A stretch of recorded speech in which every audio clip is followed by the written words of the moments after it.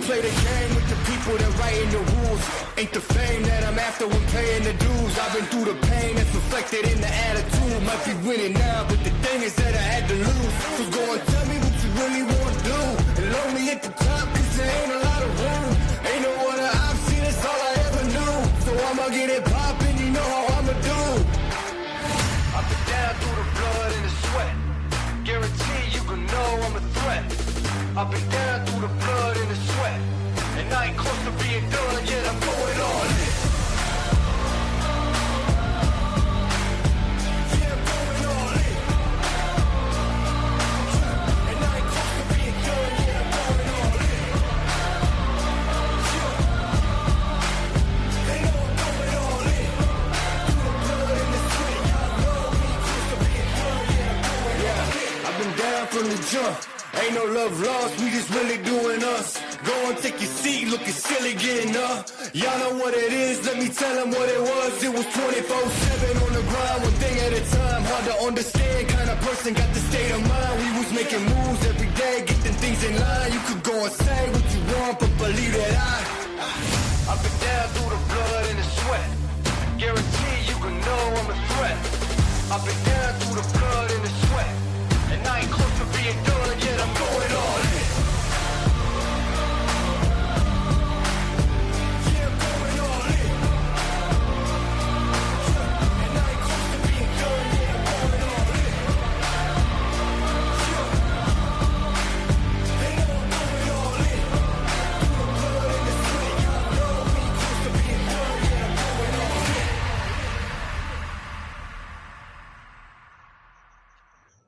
What's going on, everybody? Welcome back to another edition of Hurricanes Unfiltered, live powered by Come On Now, the podcast. I am your host, Rudy Rodriguez Showmat. Hit the like button, subscribe, leave your comments. Appreciate y'all jumping on board tonight, man. It's been a whole week. I know I wanted to do at least 3 times a week show, but last week was a bad week, man. I gotta tell you, that was a bad week for me. And I'll be jumping on board a lot more this week. I mean, I got another crazy week in store. I mean, I just found out today that my son needs surgery on his finger.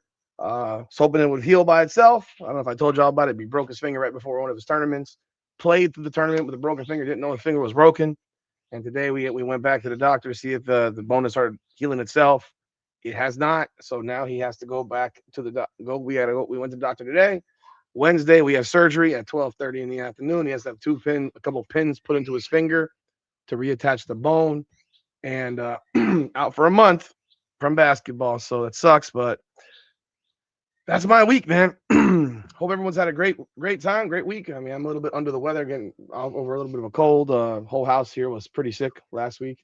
Everyone seemed to get sick at some point in the house, but we are on the mend. And yeah, that's why I wasn't on live on Saturday. I watched the game, but I just wasn't on live because there was no way. Like, I wasn't doing that crap on live on Saturday. So sorry about that. Sunday Night Heat yesterday got canceled. Ben had some stuff he had to deal with, so hopefully we're back next Sunday. Talk about some all the stuff that's going on in the world of sports. But man, appreciate everyone jumping on board this week. Thank y'all for jumping on. Hit the like button, subscribe if you haven't. Let people know that we're here, man. I'm really trying to grow this thing.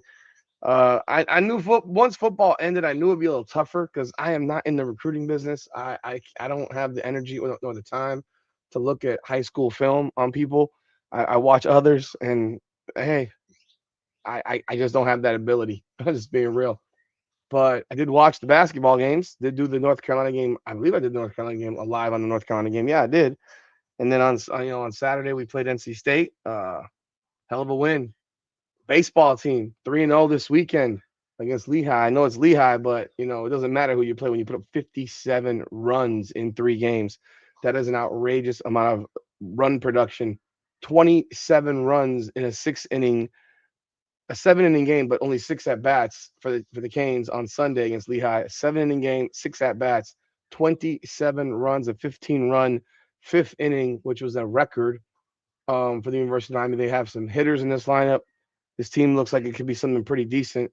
A lot of the chirp is that they're going to be good. They could make a run to the World Series. Are they a contender for the national championship? Who knows? But I tell you what, it's starting off. 3-0 was nice. You got guys that are absolutely massacring the ball. You got this kid Derek Williams. He was 8 for 11 this weekend. I mean, that's insane.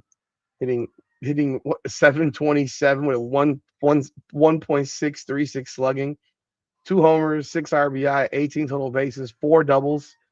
Alex Sosa, the transfer out of NC State, 462, 6 hits and 13 at bats, 1.154 slugging. He had a homer, 3 homers this weekend, 7 RBI, 15 total bases. He got a Fabio Peralta, he had 500. He only started one game, but he had 500 and that 2 for 4. And then you have Cian Copeland. He started 2 of the 3 games. He was 5 for 7, hitting 714. So, I mean, everyone pretty much hit this weekend. And that's some good stuff to see, naturally, to see guys hit that baseball. I remember back in the day when hitting 320 was the norm for the Miami Hurricanes baseball program.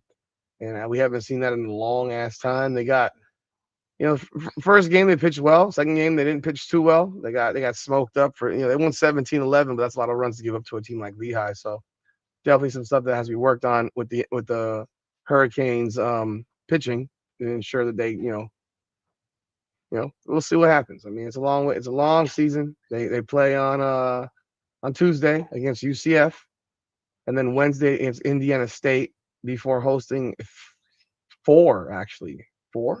Yeah, they have a 4-game set. Is that right? Yeah, they have a 4-game set against Lafayette. They have a doubleheader on Saturday. They play Saturday, twice on Saturday, and then Sunday at 1. So they got 6 games this week. That's a lot of games for a college baseball team in a week. But they got 6 games this week. They could start out the season 9-0. That'd be pretty dope, man, honestly. Before going on their first road game to FAU on the February 25th, before, of course, the weekend after, Florida at home for 3. They have it tabbed the superheroes versus the villains. So that's that must be like a special night or something like that. And yeah, that's what's going on baseball wise, man. I don't have a whole lot to say about baseball because I don't know enough about the baseball team, but it was nice to see them jump out to a 3-0 start to the season. And guys are peppering the ball. Basketball, a lot of fun, man.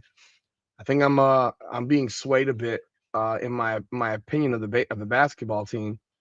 They looked they have this they remind me of the team with Norchad Omier, the Final Four team. They do have resemblance to that team and the team the year before that went to the Elite 8 with Charlie Moore.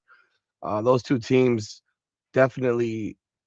This team gives some resemblance to those teams in terms of the work, the effort, the no quit mentality. You're seeing that as the season has progressed. They've been fighters all year, no question about it. They've been fighting all year. They don't quit in games. The game against NC State this past Saturday was a major indicative of that mentality that they just don't quit. And they did not quit, which is why they won that game, because they had the game, they gave it away, and then they took it back. They finally found something that can make a few free throws in a row without missing. True Washington came back to the court on Saturday, and he hit 3 free throws with 3.7 seconds left to give the Hurricanes a 77-76 win over NC State in Raleigh. That was after the Wolfpack went on an 11-0 run. Miami was up 69-65. A technical foul got called. They had the ball with a chance to go up 6 or 7, and they don't score, and then proceed to get run off 11 straight by NC State, and they're down 76-69 with a minute and change to go in the game. And they outscored them 8-0 in the final minute. Malik Renew hits an N1. They get a couple of steals on inbounds plays. They continue to miss free throws in key situations. They had a chance to tie it, actually, the possession before, but Trey Donaldson missed the front end of a 1-and-1, which would have actually tied the game had he made both free throws. And this seems to be a problem that exists with this team. The free throw shooting continues to be really bad. But NC State gave it right back after that missed free throw. They missed their free throw, their front end of the 1-on-1, setting up an opportunity for Miami to win the game, tie or win. The play didn't go the way you were expecting it or hoping it would go, per se, but you end up having the ball inbounded to Renew, who gets like double, triple team. He kicks it over, I think it was to Donaldson, who swings it over to Washington, and Washington was wide open for a three from the wing, and dude fouls him. Old school basketball, that's not a foul, but current world basketball, that is a foul. The foul was on Darion Williams that fouled him out of the game. And he got him. He did get him by rule, but I'm old school with that stuff. Like that shit is like, you watch fouls like that get called, you're like, oh my god, this is where basketball's gone. And but Washington hits all three free throws. Cool as a cucumber, man. Knocks them all down, which was big. Gives us the lead at North Carolina State, and they get a half, like a 30-foot shot running shot that went off the backboard. The guy missed by a mile. But Miami comes away with a win, and now they're 20-5, 9-3 in the conference. They have the sole possession of the 4 seed right now, so they would have a double bye if the season ended today. Behind only Clemson, Virginia, and Duke. They swept the state of North Carolina this past week, beating North Carolina in Miami convincingly. Pretty much controlled that game from start to finish. They never trailed in that game. NC State game was a bit different. There was a fight back and forth, a tough road game, and they got the job done, man. You got to have pride in these dudes. They got the job done. Welcome aboard, Lester, Aiden. Appreciate y'all jumping on board.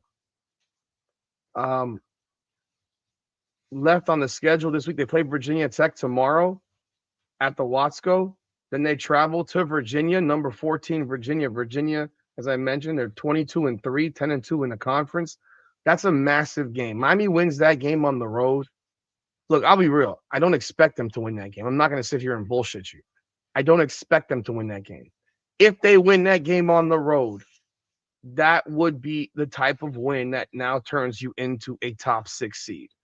Just being real. You're talking about winning over Carolina, winning on the road at NC State. Virginia Tech is solid as well. They're 17-9. And then you have a game against Virginia, who's 22-3. I don't know if they played before that as well. Virginia plays Georgia Tech actually tomorrow. I'm sorry, Wednesday. So they could be 23-3. You go and win that game over a top 14 program. That's a huge win. That's a huge win. Huge road win in conference. You're now pushing yourself into the top 3 in the conference. Now, you do have the loss to Clemson, so they have the head-to-head on you. But you got FSU, Boston College, SMU, and Louisville to finish your season. You go win that Virginia game, and I tell you what, do I believe they can win it? Yeah. Do I think they're going to win it? I think it's a real tough ask. But it's not impossible. I thought they would win at NC State. I genuinely thought they'd win there. I was surprised the game was as difficult as it was, to be quite frank.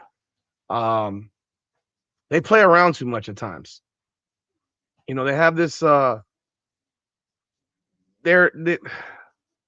they get sloppy at times. I mean, they they turned it over 9 times, but there are things that they do that just they dominated the glass against NC State. They shot 48%. This team can't shoot. Like I've not seen a team shoot the ball so poorly from the perimeter in my time. 3 for 17 from 3. They cannot make free throws. Their free throw shooting is absolutely disgraceful.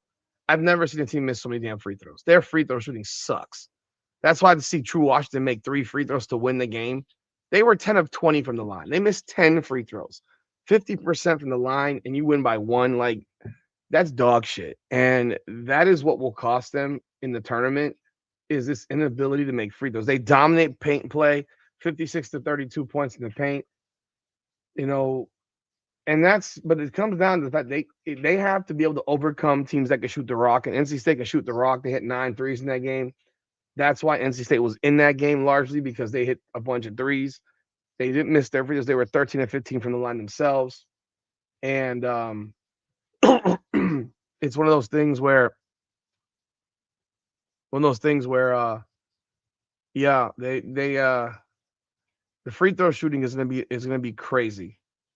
No, they dominated the boards. They dominate the boards 40-29. They out rebound them offensive boards 20-8. That's how they win games. That's how these guys are winning games because shooting the ball from the perimeter, it's bad. Like their shooting is so bad from the perimeter. Renew had 26 and 6, 12 of 19 from the field. Shelton Henderson had 17, 0 for 4 from 0 for 4 from 3, but one for obviously he was 8 of 9 from 2. Maybe you should just not shoot threes, Shelton Henderson. That's just an idea. 9 rebounds. Uday had 1 point. We forgot how to do the alley oop in this game. It looked like NC State guarded it better than North Carolina did. Because against North Carolina, Ernest Uday was getting just beelines to the rim for alley oop dunks that entire game. Dante Allen had 6. That dude can't make free throws. Like I've never seen a guard shoot the ball so poorly from the free throw line in my life. I'm not trying to get shit on him, but goddamn, man, he can't make free throws. Trey Donaldson had 14. Shooting the ball was awful. He was 0 for 5 from 3, 5 of 17. He missed that one that front end that would have helped tie the game, in that game. Washington comes off the bench. He's back. He had 13 points, 4 of 10, hit 2 of 3 threes. He was 2 of the 3 3-pointers that the Canes hit. He had 6 boards also, 4 offensive boards. He had a big offensive board down the stretch that actually helped Miami get closer because the defense ratcheted it up. It's really interesting watching college basketball at times. When you watch some of these college basketball teams make some of the mistakes that they make, like NC State's up 7 and they literally just throw the ball right into the corner and ask for a trap. I'm like sitting here like, you gotta be kidding me. You guys are too old to be doing dumb stuff like that. Like, I mean, I don't know if y'all notice the same thing, but when I'm watching this, I'm sitting here like, you guys are too old to just dump the ball into the corner and dare and then get trapped every freaking time. They get trapped constantly, and it happened back to back for NC State. Miami turned them over twice in a row, and they did the same thing. They threw the ball into the corner, trap, turnover, turn the ball into the corner, trap, turn. But you know what happens to Miami too? Miami does that same nonsense. These college basketball teams make silly, boneheaded, low IQ plays where they just turn the ball over on nonsense. But the free throw shooting is a disaster. You got Uday 1 of 4, Henderson 1 of 4, Malik Renew's 1 of 2. Like this guy's an 80% free throw shooter. Renew's supposed to be an 80% free throw shooter, 79%. He can't make free throws when the game matters. Like he cannot make free throws when the shit matters. I've never seen anything like it. I've never seen anything like it where you're missing free throws the way these guys miss free throws. But they overcome it. Thing is, when it matters, they won't be able to. So I don't know what it's going to take for Jay Lucas to. I don't know how you can help guys make free throws at a certain point. Like either you I don't know anymore. I run it. Free throws are always easy to me. Like I don't understand. Like if you're a college basketball player shooting 60%, 50% from the free throw line, bro. I don't get it. But again, this team is built a little bit differently. They were put together by glue. A bunch of guys come together this season. I mean, no one on this team was there last year for the most part, and they show up and they play hard and they gut it out, they grit it out, and you got to practice free throws, man. I mean, you got to shoot 100 free throws a day in practice. Everybody got to shoot 100 free throws a day in practice. Like you can't leave the gym, in my opinion, if you haven't done that yet. Like you don't get to leave the gym until forget out, shoot. You got to make 100 free throws in practice. Just shoot free throws. In high school we shot free throws, so I gotta think that they're shooting free throws in practice. I can't imagine this guy's not having them shoot free throws. This is every game I've watched of late. Every time they see Ernest Uday at the free throw line, they talk about Charlton Young being his free throw shooting coach. I've known CY for a long time, way back. I remember when he was at Georgia Tech, at Florida State, and because he was recruiting down here, and it was real cool with one of my close friends who coaches at Northern High School. and I see him all the time. And I did travel basketball for years, and I'd always see CY around. Man, they didn't stop putting that free throw thing on him because this boy ain't making free throws. Uday is not making free throws. You know, I don't think that's giving him a good look of his free throw shooting teaching because he's not making free throws in these games. So uh, you gotta shoot them in practice, man. It's just that simple. You gotta shoot them in practice. I mean, I don't know. I mean, it's simple. We can drill down the importance of it. I feel you. We can drill down all the importance of it. We can tell them to practice on their own. We can do all those things. Game situations are not practice situations. I mean, they're not. It's a different world. When you're in a game and when you're in practice, it's just there's games and then there's practice. And I know lots of guys that make free throws in practices, but can't make them in games. The pressure is different. You're sweaty. You're tired. But dude, we couldn't make them to start the game. See. I actually can live a little bit more as the game progresses when you're getting sweaty and wet and all that stuff. But when you're missing them to start the game off, I mean, we're missing free throws early in games. We can't make free throws to start games when you're not even sweating, when no one really cares, when you're sitting here and the game is just started and you should be okay. You shouldn't be pressed. You shouldn't feel nervous, and they still miss them. I mean, it starts early with this team. These guys miss free throws from the jump. They do. But it was a big win, huge win, and one that they definitely wouldn't have won last year. They definitely don't win. They don't win this game last year. So good job for those guys. Game against Carolina on Tuesday. I mean, that was a first half was strong. Second half, I thought both teams looked like trash. UNC shooting fell off a cliff in the second half against Miami. Oh yeah, let's see. NC State's 3-point shooting in the second half kind of drifted as well, but at UNC they completely fell off a cliff in the second half. Apparently, Caleb Wilson was playing with a broken thumb. He hurt it against Duke. He played and then came back with his hand wrapped, and he played and I thought he played fine. He played well, but when he came back, but apparently his thumb was broken and he's going to be out for a little bit of time. That sucks for him. The freshman phenom out of Carolina, 6'10". Miami shut him down pretty well. Miami controlled him pretty well in that game, and that was a very, very strong performance. Good crowd turnout. They rushed the court at the end of the game. It's Miami, man. I understand. I get it. I don't see the purpose of it, but Miami took care of business. Final few minutes of that game and got the job done. In that game, Malik Renew went for 16 and 10. Uday had 15 and 10. He had those 7 of 8 from the field, but I think he had like 5 or 6 of those were dunks. Henderson had 12. Trey Donaldson had 14. Again, another game where we couldn't make free throws. 14 and 23 from the line. You missed 9 free throws. These games could be blowouts. That's how dominant Miami's been in the paint. That these games could all be blowouts, but because they miss so many damn free throws, they're leaving these teams in the games. Yeah, I wish we played Duke also. I do. We'll get our opportunity to play Duke, and as long as we do our job in the conference tournament, you have that opportunity. What I was saying earlier was now I am believing that this team has a chance to do something in the tournament. Now, do I think they're a national champion contender? No, I don't. I think they're too flawed. The free throw shooting is going to cost them at some point, and it's going to cost them a game. And hopefully it won't be in the NCAA tournament, but it's going to cost them a game or games that will bite them in the ass. It could be the ACC tournament. I don't know when it will be, but it's gonna happen where the missed free throws is gonna cost them. So hopefully they can figure it out, fix it, and get better at it. I don't know that they're gonna get great at it because when you're a bad free throw shooting team, you're just a bad free throw shooting team. It's really hard to flip that mid-season. As a team, they're shooting 67.2% from the line, but the main guys who go to the line are, Renew, who shoots 77.5, and Trey Donaldson shoots 77.1. But both those guys missed free throws in the final minutes of the game against freaking NC State. They both missed them. I mean, Trey Donaldson has a chance to tie the game, and he misses them. I mean, it is what it is. Henderson is 57.5, Uday 48.4, Allen 58.3. I mean, those are your main dudes shooting free throws, bro.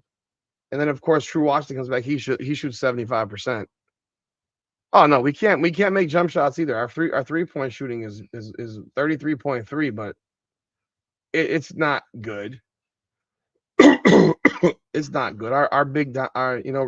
Renew is our best shooter from the perimeter from our starting lineup. Like he's your power forward. Trey Donaldson is only 32%. Henderson's 28.6. Washington's 32%. Allen's 30%. No, they don't shoot the ball well. They are physically imposing down low. They bang you around. You got guys like Renew shooting 57% from the field, and Henderson 60% from the field, and Uday is at 73% from the field. I mean, these guys down low, they are a handful. They are a handful to deal with. I mean, the one thing about this team though that you have to recognize as well is that they have some older guys on the team, which is why they have some resemblance to me of that team from that Charlie Moore had that went to the Elite Eight. That was the Elite Eight team, right? Because we went to the Final Four year before we were in the Elite Eight. I'm pretty sure that was Charlie Moore's team. 2023 Miami Hurricanes basketball.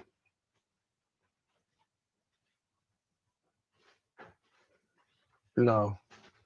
22, 23.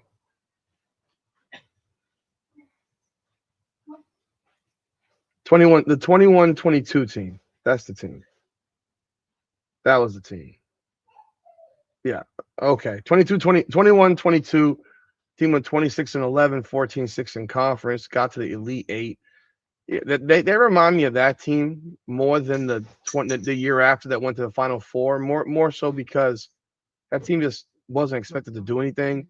I expected a lot from the team that went to the Final Four. I really thought a lot of that team, like I thought they had a chance to be really, really good, and they were. I believe they could get to the Final Four. They were. That was a tough. I mean, the addition of Omier that year was badass. Nigel Pack was killing it. You still had Isaiah Wong in the building, and you had Jordan Miller, and you had, you had no. What was it? Wooga Poplar. You had some dogs in that team, and they were a strong squad. So, unfortunately, the year after, everybody got hurt, and that was pretty much the end of everything. And they lost Isaiah Wong, who I don't think they realized how big Isaiah Wong and Jordan Miller were to that team. But this team reminds me of that Moore squad. They fight, they claw. They're not the most skilled, but they're gonna give it all they got, which I appreciate. Absolutely appreciate. What's happening in the world of football, man? I don't have a whole lot to say about the football team right now. I just saw a video today where Josh Pate has Miami rated as number 8 college football program in the country. He bases it off of the last 3 years, and the third year Miami was a 7-win team. So I think that's pretty respectable that Miami is now considered one of the top 10 programs in the country. Just as a general thought now. I saw JD Piquel did a video where he talked about Miami being 12-0. I mean, I'm on board with that.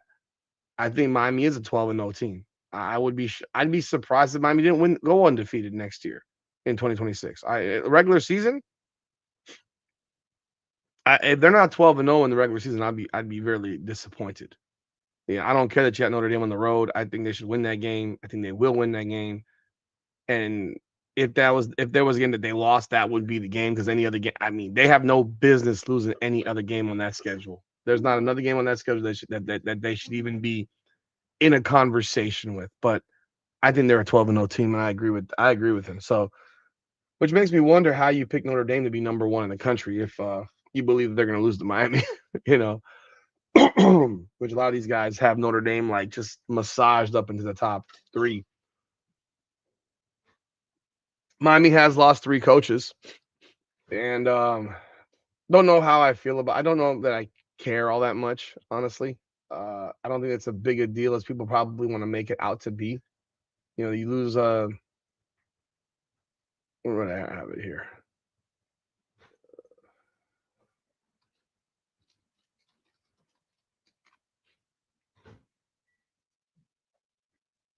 So you lost Matt Merritt and Zach Etheridge, both of them to the Arizona Cardinals, and they lost Cody Woodiel to Ole Miss. So that's your tight ends coach, your running backs coach, and your defensive pass game coordinator. Now, I don't know. I will tell you this. I don't even know what the hell a pass defense coordinator is. Do any of y'all know what a pass defensive coordinator is? Sorry, defensive pass game coordinator. What the fuck is a defensive pass game coordinator? Anyone in the comments, let me know what you think that is, because I have no idea what that is. It's not your DB's coach, is it? Because he's gonna go coach DB cornerbacks in Arizona. So I don't really know what it is. And realistically, our pass defense was the area that we struggled in the most, because our run defense was dominant. Our pass defense struggled at times. There were many times we were watching our DBs playing so far off the ball. So I'm wondering, is he part of that reason, or is he not part? I have no idea. I don't know what a defensive pass game coordinator is. So do we have do we have a defensive run game coordinator? We have a defensive coordinator. That's Corey Heatherman. What the hell is a pass? Let me know. You got an idea? You tell me in the comments, please. Matt Merritt, running back coach. Were the running backs last year all that special in the regular season? Do you think that the running backs coach matters that much? I don't. I don't think the running backs coach matters all that much. Maybe that's me undervaluing that coach. Your running backs. I don't know that a running backs coach makes running backs that much better than they can already be. I think a lot of running back stuff is natural, instinctive. Your vision of the field, your vision of the holes, your patience, your footwork, your swiveling your hips. Is that something that a college coach can really get you a lot better at? I'm not sure. And then finally, the tight ends coach. If there was one failure on this team this past year, it was at tight end. So is this a loss that's making you say, "Oh my God, we're losing the tight ends coach," the position that stunk more than any position we had on the field this year for the most part? Our tight end play was pretty bad overall. They didn't catch the ball that well. They didn't do a whole lot. I mean, we saw what happened in situations by certain players that played that position at times that, slightly frustrating, to be quite frank. I don't know. Y'all let me know what y'all thoughts are on that, because that's an interesting situation, to be quite frank. I mean, I don't know. I don't know. There were struggles at that position. So does it matter that you're losing that guy? I almost think that it's better that you're losing that guy.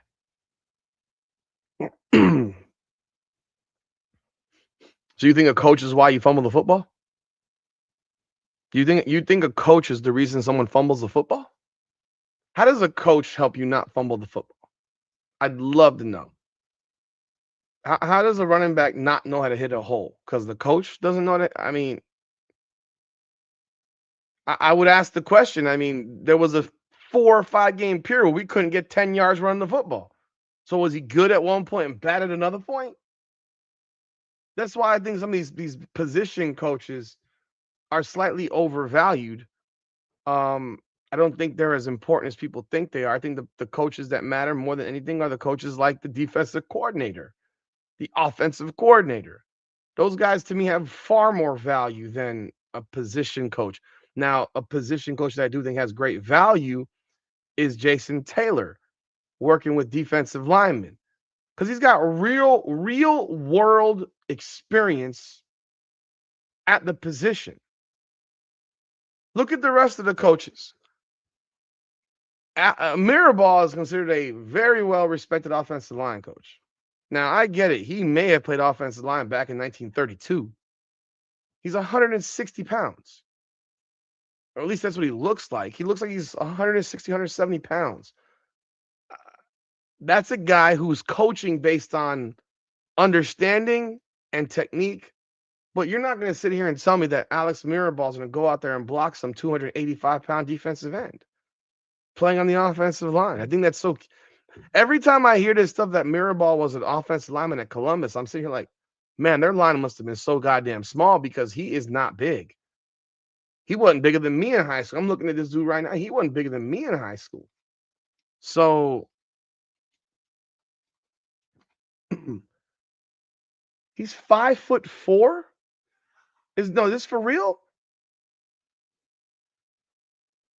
Forget he's not big. He's 5'5". He was playing offensive line in high school. Oh my God. Lord have mercy.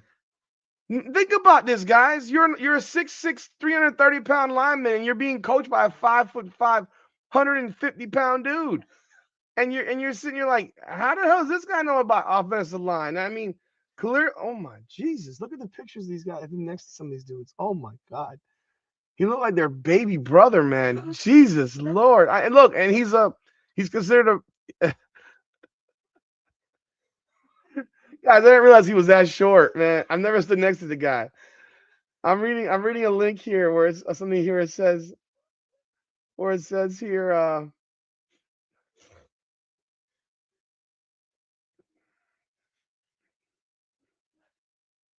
Where does it say here? Yeah, he's 3 foot tall. Someone says that. Yeah, he's 3 foot tall. I mean, that's just crazy. Yeah, he's 3 foot tall. He's the last person in the world that should be calling anyone what they do and don't know about football because I'm certain he's been. No, he knows football. I'm not discounting. The man knows football. There's no question about it. He's very well prepared. His line was really, really good. But it's like, I mean, real world experience to me, Jason Taylor's got it. Jason Taylor can sit here and show Ruben Bain, yo, this is what I did to become a Hall of Fame D end. You follow this, you got a good opportunity.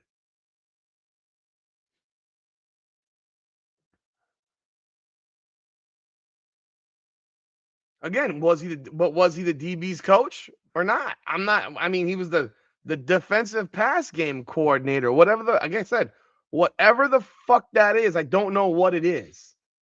If some of y'all know what it, man, they say he played offensive line in high school, like next to freaking Cristobal. Cristobal's 6'5", people. Huge. It's a huge guy. My son is 5'7", 155 right now, and he's 14. We're sitting here like this guy's the offensive line guy. It's funny to me. I think the most important coaches are the guys that actually have true real world experience doing it. Some people will sit here and say that those aren't the best coaches. I agree with that in certain situations. I don't think they're the best head coaches. I think they can be good position coaches. I think the best players typically are awful coaches, head coaches, because they can't understand failure. I think that's one of the certain coaches. So maybe I'm just literally contradicting myself right now because I think a lot of the best coaches, they understand failure. They understand that you can't win every matchup. You can't. You're not going to win every single battle. Whereas Michael Jordan as a basketball player is like, you missed that shot. Yeah, I had 3 guys on me. He's like, I made that shot. Yeah, you're Michael Jordan. You're different. Yeah, you're the only one of your kind. Like you're that dude. But yeah, I don't know what how big of a problem it is losing these guys and replacing them. Who they replace them with, I don't know. I don't really care. I'm sure we'll have replacements in the near next few weeks going into spring ball. It's amazing. It's February 16th already, man. I don't know when does spring ball start. Tell you what, I'm not getting responses on emails. I'm a little frustrated on that. I've been asking and asking and asking, and I cannot get a response. I'm just sitting here like, yo, did I do something, man? Did I piss somebody off? Did I piss somebody off? Because I gotta know what the hell's going on.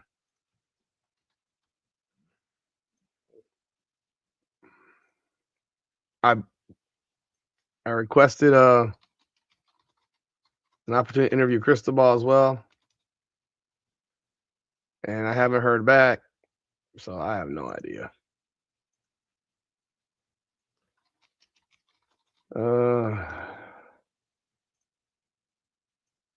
But yeah, I guess spring ball starts midway through March, and it's gonna be a fun and entertaining thing, man. To see them in spring ball. I'm not dying shit blue. Lost your fucking mind. Lost your damn mind. But yeah, I don't know who if there's candidates now for these positions as coaches or not. I'm not sure. I haven't seen anything. I haven't read anything, but I don't think it's as devastating as folks might are trying to make it seem like.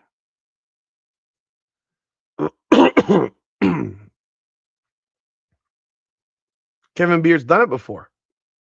Kevin Beard's been in that seat. Kevin Beard has been on that field. Kevin Beard's been in this uniform. I think guys like Kevin Beard can bring an experience that other guys can't bring. I agree. I mean, there are coaches that I think bring value, and other ones that I think are just coaches. They're just placeholders. I think that's one of the biggest things that I do believe is that there are a lot of placeholders around there. There's not a lot of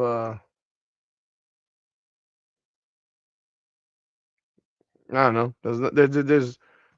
There's guys that make differences, and there's guys that are just part of the group. That's just the way I see it. Let me see here.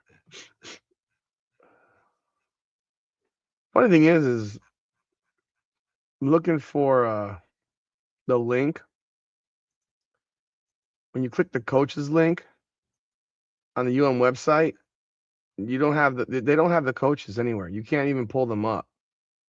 Very, very odd to me. The link is broken. I mean, that's just crazy to me. You have a broken link for your coaches.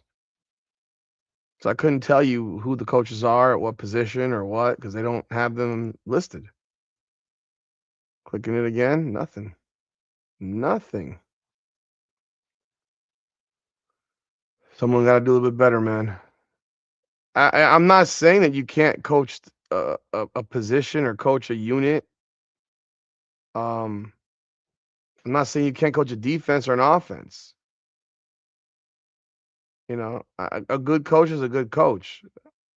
And it seems like at those three positions, we weren't that good. Would you agree? Or we were good at running back for periods, and then we were not good for periods. And if the running back coach the guy who helps determine who starts? Is the running back coach the guy who determines who plays? Because if that's the guy that determines who should be playing, then I have a lot of beef with that guy. Because that's the guy that kept Gerard Pringle on the bench. He's the guy that didn't play Gerard Pringle for a large chunk of this season. Is he part of how the running game is designed? I don't know. I don't know how the hell Corey Heatherman was a quarterback, though. The way his attitude is not that of a quarterback. Jeez Louise. He does not have the quarterback attitude to me. He has this dog in him, and most quarterbacks are not dogs. At least not to me, they are.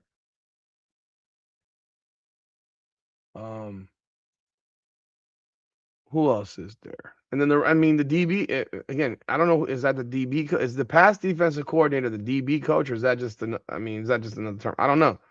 Because I tell you right now, the cornerback play at times was fucking terrible. They got bailed out by their safeties a whole lot. Even when you look at certain players like OJ Frederick, who he at times just did not look good. And there are other times where he looked really good, but he had times where he just did not look good. I mean, there were games where I was just like, Jesus, how is this guy playing? How is he a starter? Other games where I was impressed by him, but he was very inconsistent in play.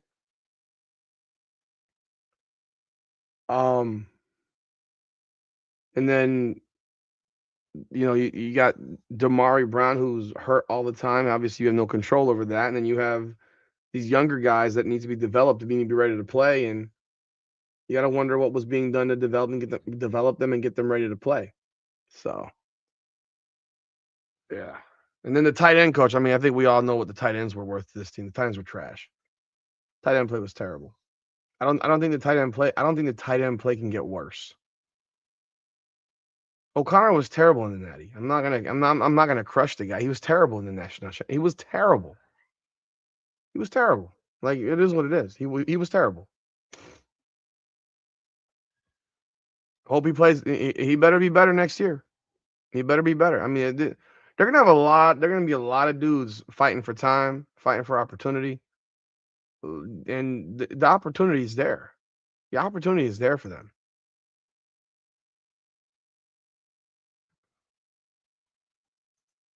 So we did have 10 guys invited to the combine. When does the combine start? The combine is February 23rd to March 2nd in Indianapolis. We have 10 guys that were invited. We had Carson Beck, we had CJ Daniels, we had Francis Mauangoa, we had Inez Cooper, Markel Bell, Ruben Bain Jr., Akeem Mesidor, Wesley Besaint, Keontae Scott, and Jacoby Thomas. Who we didn't have invited was Keelan Marion and James Brockermeyer. I thought that was shameful. I was shocked that those guys weren't invited. You had 13 guys that have Texas A&M invited. Mine was like 6th or 7th or 8th or something like that in terms of the amount of numbers they had invited. But I was shocked that those guys weren't invited. I mean, Brockermeyer was named an All-American by CBS Sports. Like, how is a guy that at least on some level was regarded as one of the best centers in the country, and he doesn't make the combine? Like, the combine? That to me is flooring. It's jarring. It's kind of despicable. Um, I don't understand how that can possibly happen, and it sucks because he got screwed. Like, legitimately got screwed. So I don't know what's going on and how Brockermeyer doesn't make it. I'm Keelan Marion. There was a guy that had 41 catches over 5 years who made the damn combine. 41 catches over a 5-year stretch that got invited to the combine. But Keelan Marion gets left off the combine invitation. You couldn't explain that to me in any which way. Just to give you an idea of the schedule. You got 319 prospects. Right now, the projection is that Carson Beck's a 3rd-round pick that I've seen. I think that's pretty awesome, personally.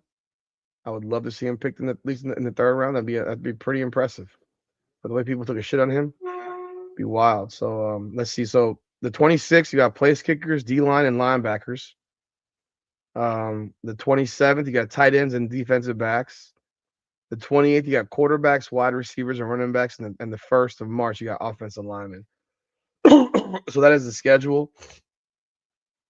I don't particularly watch the combine, generally speaking, but I may turn it on to look at what the Canes players do. I'll give y'all updates of what the Hurricanes players do. It's in Indianapolis as always. It is open to the public. Or it looks like it's open to the public. But let's see what else. Corey Heatherman does not get named Broyles Award winner. I mean, by now you probably saw my video on that. People, please share the videos. Help them get out there. Let people know that we're here. I do appreciate that. Definitely follow us on social media, on Instagram at Hurricanes Unfiltered. Let me give a shout out to the sponsor of our show, Natalie Lopez, attorney at law. When life hits hard, the law firm of Natalie Lopez hits back harder.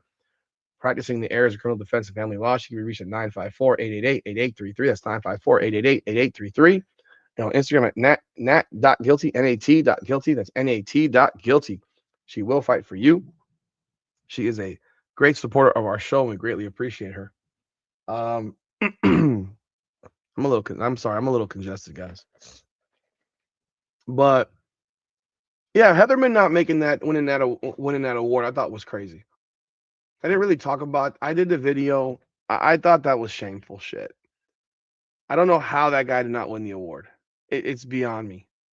It's beyond me. How does he not win that award? This guy takes a team that couldn't stop a nosebleed leaking or a running faucet. He couldn't stop. This team couldn't stop anything. He turns them into one of the best defenses in the country, and he does not win the Broyles Award for top assistant. While the guy that wins it, his defense went from number 6 to number 2. All respect to the guy at Indiana, but he didn't do much different from year 1 to year 2 at Indiana. He would have actually had a much bigger case his first year at Indiana when they went from being a horrible program to being 11-2. That would have made a lot more sense with him winning it over Al Golden. But to win it over Corey Heatherman, like that stuff pisses me off, to be quite honest. It's such a disrespect. The guy wins the fan vote, and I'm not saying the fans know everything. In large part, most fans don't know shit. But in regards to this, Indiana has that humongous 800,000 person alumni base, and they didn't vote for their own guy. Like, they didn't vote for their own guy. So it's like they didn't vote for their guy. People voted for Heatherman. I didn't vote. I'm gonna be real. I didn't vote for that shit. If any of y'all did, hell, you're better than me because I didn't even know there was a fan vote. I didn't vote for it. I didn't care. I presume that people on the voting panel have brains, but I guess we have to just accept the fact that they don't have brains. So 90,000 votes that went to Corey Heatherman from the fan vote, which was number 1 for the final, and that equates to 1 actual vote. I wish the vote would be public as to who voted for whom. I haven't found it to be public. If anyone knows who voted, I mean, you let me know because I'd love to know what voter voted for whom. Because I don't understand how in the world some of these people have votes anymore in these sports. Like, you I don't know if any of y'all watched the NBA All-Star game this past weekend. Or yesterday, actually. First of all, the dunk contest is dead. The whole NBA All-Star game is dead. They can do whatever they want to do. It's dead. But you got Anthony Edwards. I know this has nothing to do with Miami, but Anthony Edwards gets named MVP, and they put the vote out for the voters for MVP. And they showed who voted for whom. And according to this, they have 1, 2, 3, 4, 5, 6, 7, 8, 9, 10, 11, 12, 13, 14 voters. And there's 3 fan votes. And then you have Malika Andrews for ESPN. I mean, man, her expertise in basketball is so critically important, to the sport. PJ Carlissimo, Vince Goodwell, Chris Haynes, Kurt Helen, Reggie Miller, Sean Powell, Aurelia Rique, whoever that is, Melissa Rowland, whoever that is, Mark Spears, Joe Varden, and then the 3 fan votes. And you got Chris Haynes voting for Kawhi Leonard, Joe Varden voting for Kawhi Leonard, and 2 of the fan votes going to Kawhi Leonard. And Edwards got the other 10 votes. I'm sitting here like, Kawhi Leonard had a great second game or second quarter where he scored all the points for the team, basically. But in the final game, the Young Bucks smoked their ass. Like, how can you still vote for this guy as MVP? It almost is like, what are you doing? What are you doing? I'm glad they put it out there, though. I wish they'd put all that stuff out there for every vote for any type of award because this shit's gone crazy. This shit has gone crazy. Let's see what else we got, man. Not a lot going on, man. I'm being real. Like, I don't have a whole lot, like, football wise. I know you're probably a little frustrated. I don't have a lot to say about football right now. Excited, getting ready, looking forward to it. I think we're gonna have a hell of a freaking team. I think some of the content that is put out now by these national guys is like literally repetitive. I mean, I don't know how many videos I can watch of these national guys say the same damn thing on the teams. Like, it's like almost like they're just hunting for content. That's why I haven't put anything out really, because there's not a whole lot that I can talk about on a high level that will bring you any knowledge, and if I can't bring you knowledge, I get a little bit. I don't. It's like it's fugazi to me. If you get what I mean, it is fugazi level content. Then it's almost like you're just hunting for clicks, and I'd rather not hunt for clicks.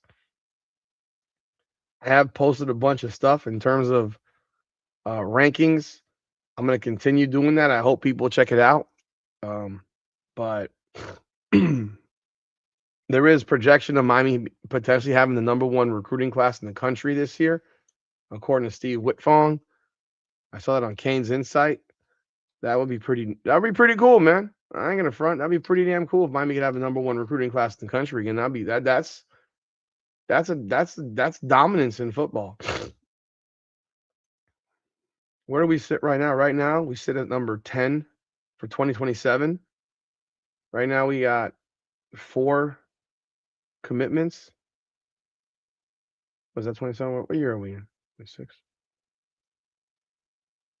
No, wait. Is that possible? Hold on. Oh yeah, 27. So yeah, we have 4 commitments here for 27 according to this. We need to get on the ball, man. It's funny they have the average NIL deals next to this as well. That's cute.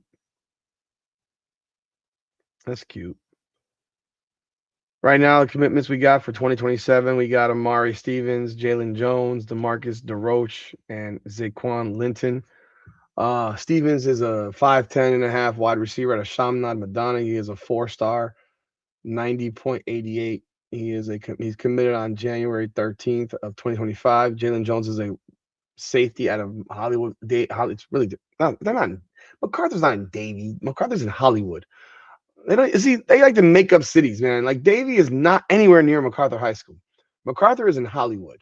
He's a 6 foot, 175-pound safety, 4-star athlete, 90.82, 192nd nationally. By the way, Stevens is 185th nationally. DeMarcus DeRoche, he is a 6'6", 200-pound athlete out of Cardinal Gibbons in Fort Lauderdale, my son's school next year. I don't know what his position is. I presume he plays everywhere. He's 6'6", 200. What the hell does this kid play? He's just listed as an athlete. I don't know where this kid plays. A lot of options when you're 6'6", 200 pounds. Zaquan Linton's a 3-star at an offensive tackle, 6'5", 290 at a Palm Beach Central in West Palm. So those are our 4 guys right now that are on the committed list for next season. Obviously, we have a long way to go, but that's all I got for tonight, people. It's gonna be a short show, only an hour tonight. I don't have a whole lot, you know. Probably will jump on live tomorrow for the basketball game. And hope y'all join me, man. But I appreciate y'all jumping on board. Check out the other content, man. I appreciate that. Had a real drop in viewership on some of these videos. I don't know why. I thought they were pretty solid, and then no one watched them. I don't know what the algorithm is doing to me, but share the videos. Let people know that let people know that we're here, man. I appreciate y'all. That's all we got for tonight, man. This is Hurricanes Unfiltered. Powered by Come On Now, the podcast. Come on now.